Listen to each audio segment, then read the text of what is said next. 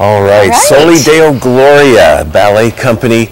It's great to have them here, and they are sisters and a cousin. This is a family affair. There are 6 sisters and 1 cousin, and they travel all over the place, and they really do, their purpose is to bring the arts into worship, because really, Ron, the arts and worship go hand in hand if we do all to the glory of God. And so we're looking forward to sitting down and getting to know the founders of this ballet troupe.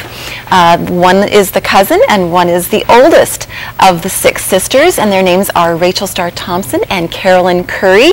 And girls, I think you are ready. Come on over and join us here on the set. Welcome to 100 Huntley Street. So good to have you. Thanks for joining us. Oh, it's good to be here. Beautiful music and dance, just lovely. And you're currently on a tour. Yes, we are. For the Christmas production. Tell us about that. Yes, well, it's 45 minutes long. It's called Emmanuel.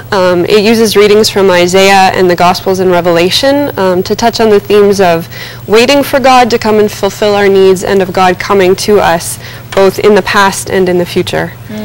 Wow. Now, as we said earlier, this is kind of a family affair. George, our senior producer, was saying it's kind of like the Von Trapp family singers, where it's just a whole big group of you, and you travel around, and you visit churches and you minister. Yes.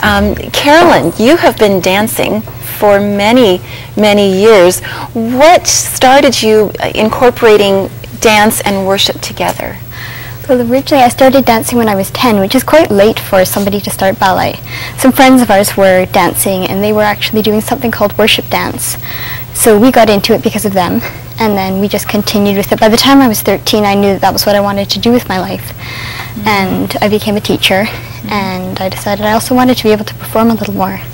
So that's what I've been doing this past year anyway. Now, another benefit, I have to say this, honey, another benefit of dancing is it keeps you looking young, because Carolyn, I have to say that you are 23 years old. That's right. Now, you look beautiful. I think I need to take up dancing. So you have been doing this for quite a while, and you say you're a teacher because you are a teacher. Now, Carolyn, at one point, though, in your early dancing career, the doctors were telling you you probably should hang up the ballet slippers. What was that about? I never actually took an exam until I was about 18. Part of that was because I was behind, because I had started late, and also because I had a knee which dislocated 4 times, and the doctors told me that really I should not dance because my knees couldn't handle it. And I decided that God had told me to do this, and I was just going to go ahead with that and trust Him for it. And I believe He honored that. He helped me through the classes where I was in pain. Sometimes He would take away the pain entirely when I asked Him. And I've come to a level of professionalism that I don't believe would have been possible without Him.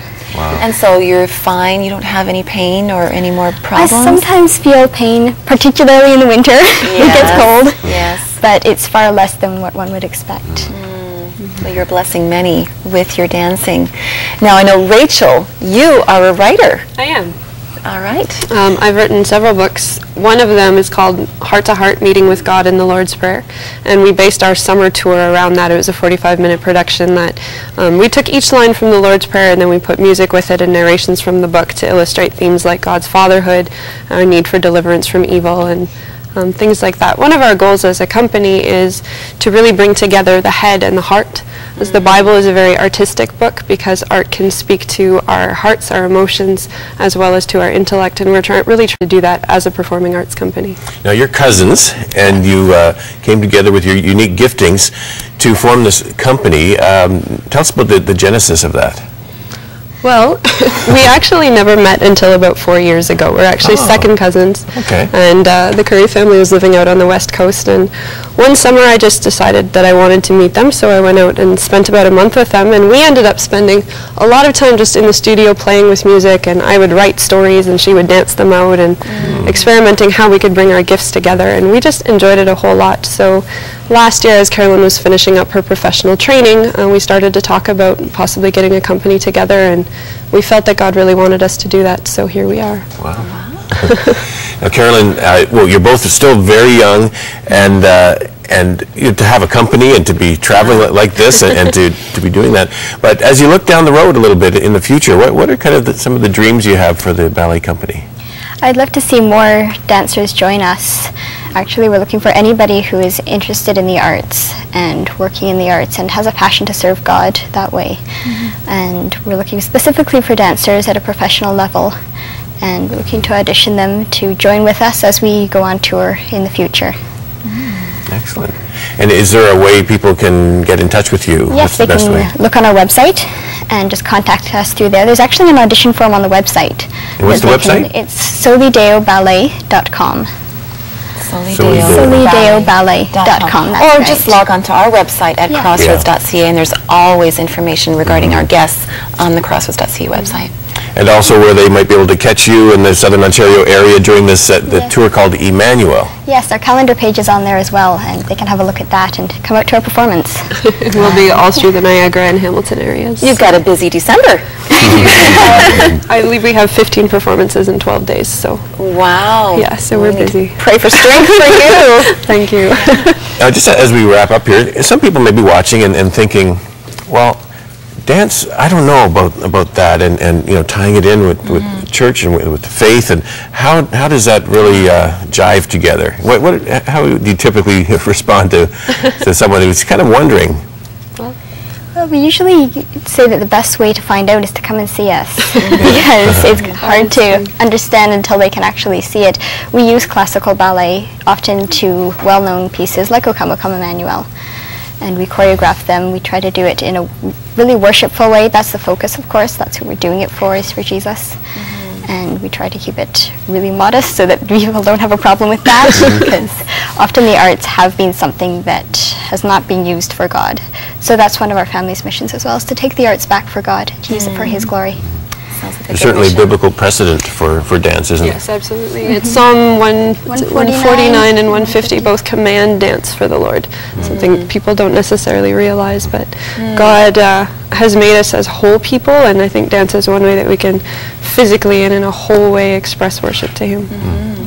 Now, Carolyn, I know that you're going to do another number for us. You're going to be dancing to the song, O Little Town of Bethlehem. So we probably should let you go right now and get ready for that. And so go on over there, and George will take you where you need to go. But you're talking about scriptures. I was looking up some scriptures as well, and in the book of Ecclesiastes, Rachel, chapter 3, where there's a time to mourn and a time to dance, and then the book of Jeremiah, God promised to restore Israel back to its time of joyful dancing. And so I think dancing is very important in expressing ourselves before God. Yes. Actually, one of my favorite scriptures that just kind of jumped out at me one day is in Jesus' parable of the prodigal son. When the prodigal son comes home, there is music and dancing to celebrate that return. To celebrate. Yeah. It's all in our heart motive, isn't it? How we approach it, and Yeah. who we're dancing Exactly, for. exactly. Yeah. And that's the name of our company, Soli Deo Gloria. It's to God alone be the glory. Right. And that's where we try to keep our focus. Well, Rachel, thank you so much for being with us, and we're going to see Carolyn now do interpretive dance for the song, O Little Town of Bethlehem. So here she is.